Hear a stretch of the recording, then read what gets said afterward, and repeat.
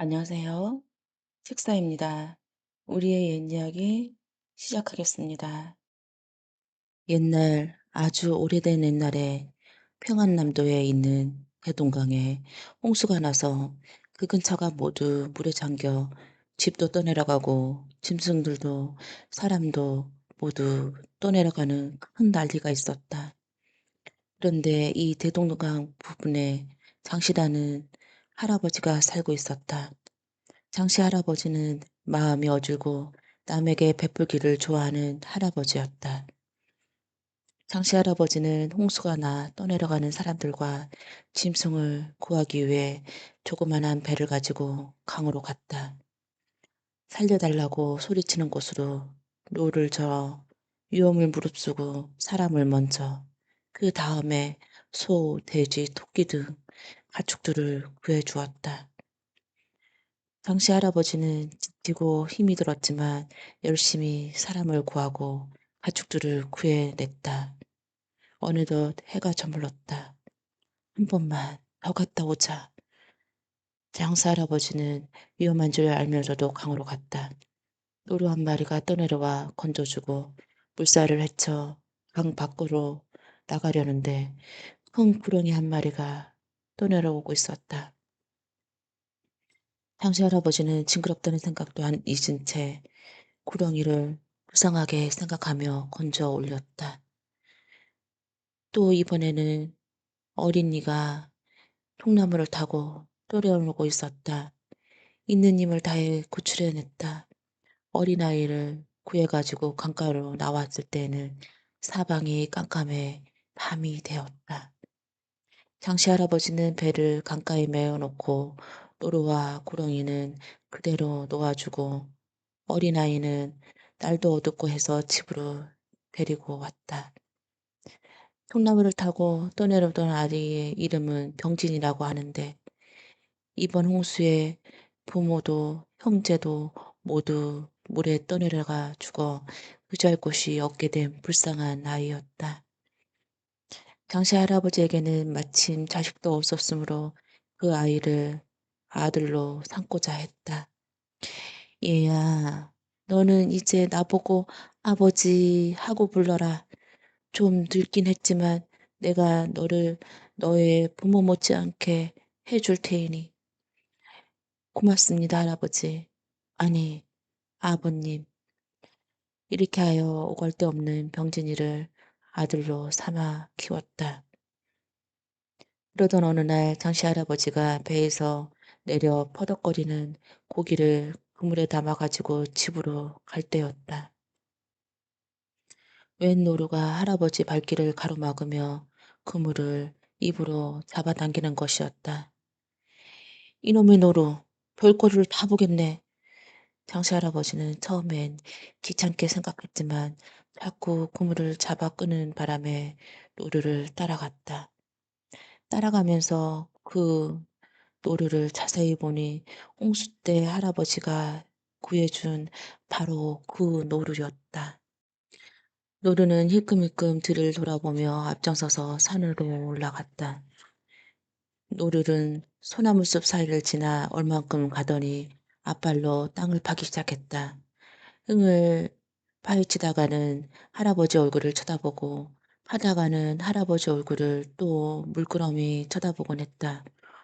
오라, 나보고 파보라는 모양이로구나. 장씨 할아버지는 솔가지를 꺾어다가 노루가 파던 곳을 팠다.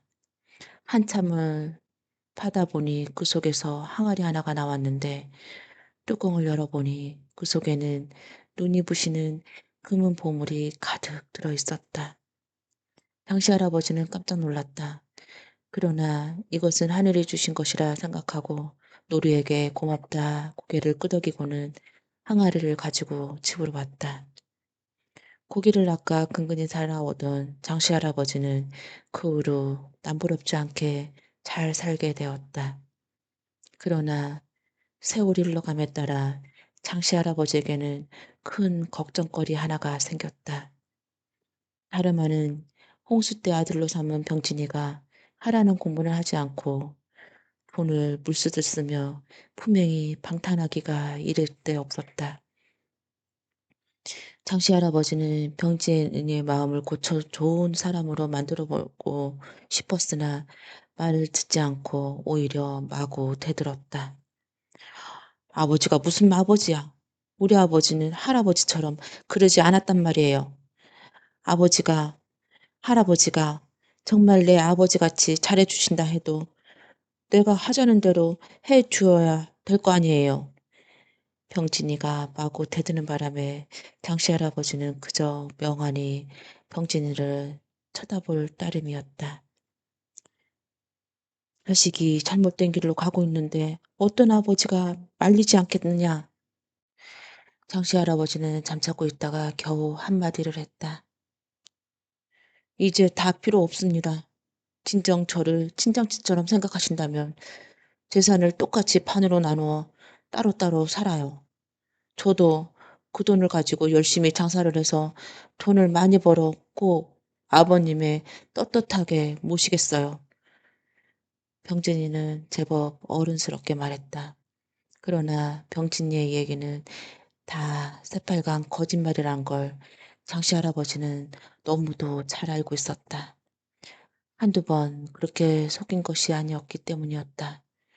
그러나 재산을 따로 나누어 살자고 한 것은 이번이 처음이었다. 장씨 할아버지는 걱정 끝에 말했다. 난 그렇게 할 수 없다. 이 재산은 내 재산이고 넌 아직도 어리다.